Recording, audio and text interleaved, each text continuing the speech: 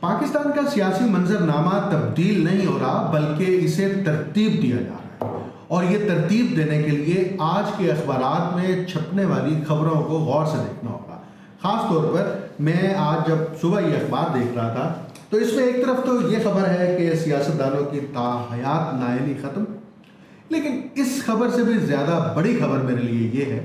کہ اسی اخبار کے بالکل برابر میں دو تصویریں چھپی ہیں۔ ایک تصویر میں نواز شریف اور برطانوی ہائی کمشنر بیٹھی ہیں، اور دوسری تصویر میں بلاول بھٹو زرداری اور امریکی سفیر بیٹھے ہیں۔ میں ہمیشہ یہی کہتا ہوں کہ پاکستان ایک نیو کالونیل ریاست ہے، اور نیو کالونیل ریاست کا پورا سیاسی اور انتظامی ڈھانچہ امریکہ اور برطانیہ کی ایما پر تشکیل دیا گیا اور اس کو چلایا جا رہا ہے۔ یہ دو ملاقاتیں پیرالل جو کل کے دن میں ہوئی، اور کل کی ہی یہ خبر ہے جو آج اخبارات میں رپورٹ ہوئی ہے کہ تاحیات نااہلی ختم، اور اس ملاقاتوں کے بعد جو پریس ریلیز جاری کی گئی ہے آفیشلی طور پر امریکن ایمبیسی کی جانب سے بھی، اور امریکن سفارت خانے کی جانب سے بھی، اور برطانوی سفارت خانے کی جانب سے بھی، کہ یہ ملاقاتیں پاکستان کے آئندہ آنے والے انتخابات کے تناظر میں تھیں، اور پاکستان کے آئندہ انتخابات کے تناظر میں ہمیشہ یہ دو ممالک ہی دلچسپی لیتے ہیں، یعنی امریکہ اور برطانیہ۔ ہمیں آج کے دن جو آج 9 جنوری کو جو خبر آئی ہے، ابھی تھوڑی دیر پہلے آئی، کہ فرد جرم عائد کر دی گئی ہے بشرا بی بی پر اور عمران خان پر، اور احتساب عدالت کے جج محمد بشیر نے یہ فیصلہ سنا دیا ہے۔ یہ 190 ملین پاؤنڈ کا وہ کیس ہے جس کی سماعت جیل میں ہی ہو رہی تھی، اور آج اس پر یہ فرد جرم عائد کر دی گئی ہے۔ ابھی کیس آگے کیسے چلے گا، اس کو کیسے چلایا جائے گا، وہ ایک الگ بات ہے، لیکن پاکستان کے سیاسی منظرنامے میں جس طرح سے لیول پلینگ فیلڈ کے لیے نواز شریف کو راستہ مہیا کیا جا رہا ہے، جس طرح سے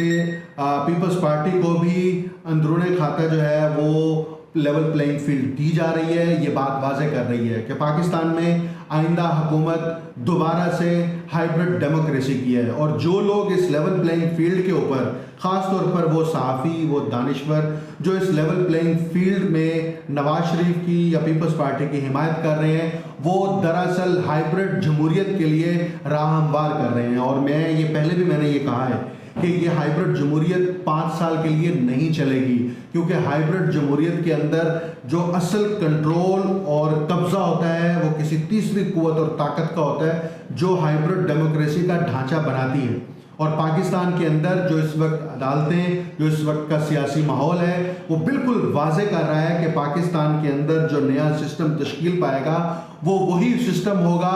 جو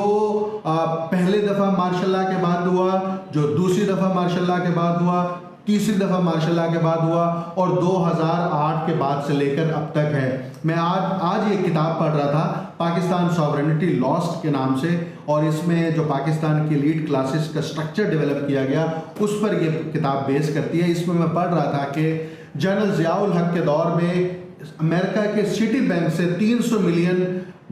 کی جو امداد ہے، قرض ہے، وہ لینے کے لیے ریکویسٹ کی گئی، تو ایک سٹی بینک نے، ایک بینک نے، پرائیویٹ بینک نے پاکستان کی سوورن گارنٹی کو ریجیکٹ کیا اور کہا کہ ہمیں سوورن گارنٹی دیں۔ اس کے لیے شاہ ایران نے جو ہے وہ سوورن گارنٹی دی، لیکن بھلا ہو جہاد افغانستان کا کہ جس کے نتیجے میں پاکستان کو جو ہے وہ ڈالرز ملنا شروع ہوئے، اور جنرل ضیاء کی آمریت جو ہے وہ پاکستان میں ایک مسلط ہوئی، اور آج ہمیں جمہوریت کے نام پر پاکستان میں آمریت مسلط ہوتے ہوئے اور ہوئے براہ راست مشاہدہ کرنے کا اتفاق ہوا ہے، بلکہ یہ حادثہ ہے، یہ سانحہ ہے جو ہم اپنی آنکھوں سے دیکھ رہے ہیں، اور ہم آئندہ آنے والی نسلوں کو بتائیں گے،